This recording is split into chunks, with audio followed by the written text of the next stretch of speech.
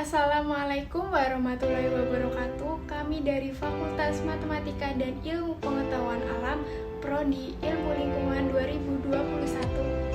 Dalam video ini kami akan mempresentasikan tugas kajian dampak lingkungan, yaitu analisis mengenai dampak lingkungan atau biasa disebut dengan AMDAL.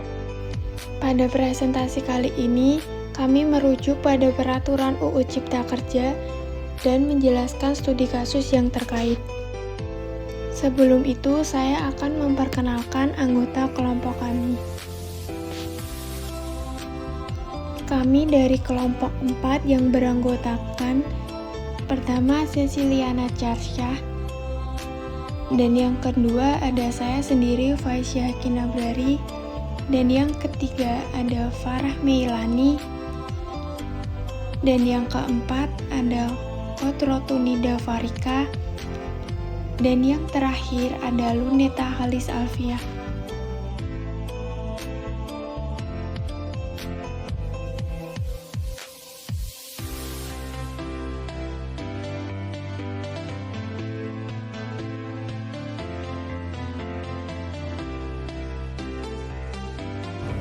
Analisis mengenai dampak lingkungan hidup yang biasa disebut AMDAL adalah kajian mengenai dampak penting pada lingkungan hidup dari suatu usaha dan atau kegiatan yang direncanakan sebagai persyaratan pengambilan keputusan tentang penyelenggaraan usaha dan atau kegiatan serta termuat dalam perizinan berusaha atau persetujuan pemerintah pusat atau pemerintah daerah.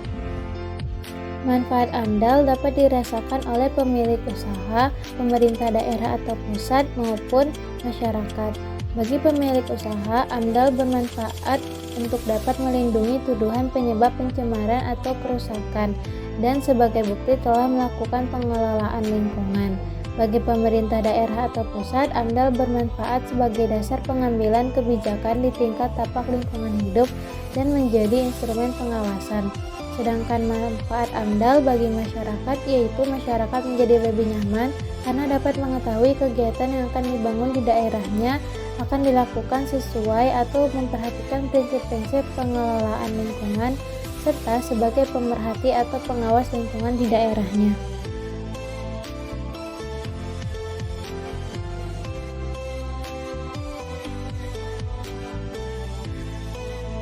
Selanjutnya yaitu mengenai kriteria kegiatan wajib AMDAL.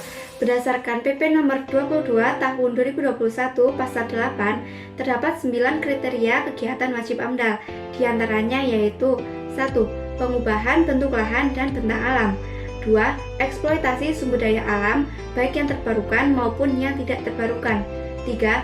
Proses dan kegiatan yang secara potensial dapat menimbulkan pencemaran dan kerusakan lingkungan hidup, serta pemborosan dan kemerosotan sumber daya alam dalam pemanfaatannya. 4. Proses dan kegiatan yang hasilnya dapat mempengaruhi lingkungan alam, lingkungan buatan, serta lingkungan sosial dan budaya. 5. Proses dan kegiatan yang hasilnya akan mempengaruhi pelestarian kawasan konservasi sumber daya alam dan atau perlindungan cagar budaya. 6. Introduksi jenis tumbuh-tumbuhan, hewan, dan jasad relik. 7. Pembuatan dan penggunaan bahan hayati dan non-hayati. 8. Kegiatan yang mempunyai risiko tinggi dan atau mempengaruhi pertahanan negara. 9. Penerapan teknologi yang diperkirakan mempunyai potensi besar untuk mempengaruhi lingkungan hidup. Selanjutnya yaitu stakeholders AMDAL. Adapun stakeholders AMDAL terdiri dari 3, yaitu Pemrakarsa, penyusun AMDAL, dan pemerintah daerah atau pemerintah pusat. Pemrakarsa yaitu pemilik usaha atau yang mendirikan usaha. Sedangkan penyusun AMDAL merupakan pihak yang membantu pemilik usaha menyusun dokumen KA AMDAL, RL, dan RPL. Sedangkan pemerintah daerah atau pemerintah pusat memiliki fungsi sebagai berikut, yaitu memverifikasi administrasi dokumen, memastikan dokumen, mengkaji substansi dampak usaha atau kegiatan dikelola secara resmi, memberikan arahan perbaikan dokumen, dan pengesahan atau penolakan dokumen. Berikutnya yaitu studi kasus mengenai rencana pembangunan PLTU 2 1x1000 MW di Kecamatan Astana Japura dan Kecamatan Mundu, Kabupaten Cirebon. PT Cirebon Energi Prasarana mulanya mendapat izin dengan dikeluarkannya Surat Keputusan Kepala Badan Penanaman Modal dan Perizinan Terpadu Provinsi Jawa Barat nomor 660/10-19.02.0/BPMPT/2016 tentang izin lingkungan kegiatan pembangunan dan operasional PLTU kapasitas 1x1000 MW di Kecamatan Astana Japura dan Kecamatan Mundu daerah Kabupaten Cirebon. Namun, izin tersebut digugat oleh masyarakat sekitar ke Pengadilan Tata Usaha Negara. Pelanggaran AMDAL yang dilakukan oleh PT Cirebon Energi Prasarana yaitu meliputi 1. Dalam penyusunan AMDAL, masyarakat yang terkena dampak langsung tidak ikut dilibatkan dalam penyusunan AMDAL. Selain itu juga dalam proses permohonan dan proses penerbitannya tidak diumumkan kepada masyarakat yang terkena dampak langsung, sehingga masyarakat tidak mengetahui kapan penyusunan dokumen AMDAL serta permohonan dan penerbitan izin lingkungan tersebut dilakukan. Yang kedua, pembangunan PLTU akan didirikan di wilayah yang tidak sesuai dengan RT/RW atau Rancangan Tata Ruang dan Wilayah Kabupaten Cirebon. Dampak negatif pelanggaran AMDAL yang dilakukan mengakibatkan yang pertama, hilangnya mata pencaharian masyarakat sekitar. Hal ini dikarenakan sebagian besar masyarakat bermata pencaharian sebagai nelayan. Apabila tetap dilakukan, maka para nelayan terancam tidak memiliki akses atau berkurangnya hasil tangkapan. Yang kedua, PLTU batubara dapat menyebabkan polusi udara seperti PM2,5 yang dapat menyebabkan gangguan ISPA. Selanjutnya ada solusinya. Yang pertama, untuk memperketat proses pengawasan dalam rangka menjaga lingkungan. Yang kedua, menerbitkan izin lingkungan yang dikeluarkan oleh badan atau pejabat tertentu yang berwenang dalam bentuk ketetapan yang masih mengacu kepada undang-undang. 3. Pejabat yang berwenang dalam memberikan izin perlu memperhatikan asas kehati-hatian yang terdapat dalam UPPL dan mempertimbangkan RT/RW daerahnya sebelum mengeluarkan izin lingkungan kepada usaha atau kegiatan.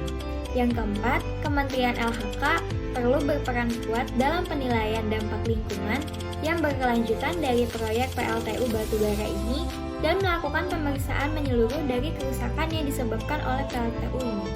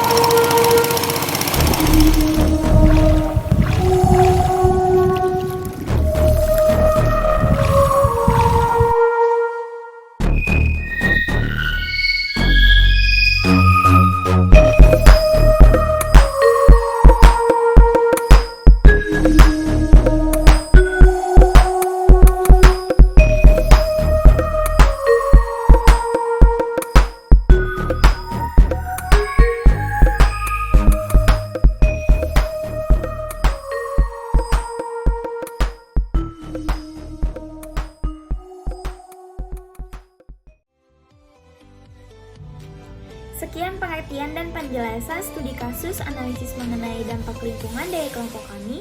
Kurang lebihnya mohon maaf. Wassalamualaikum warahmatullahi wabarakatuh.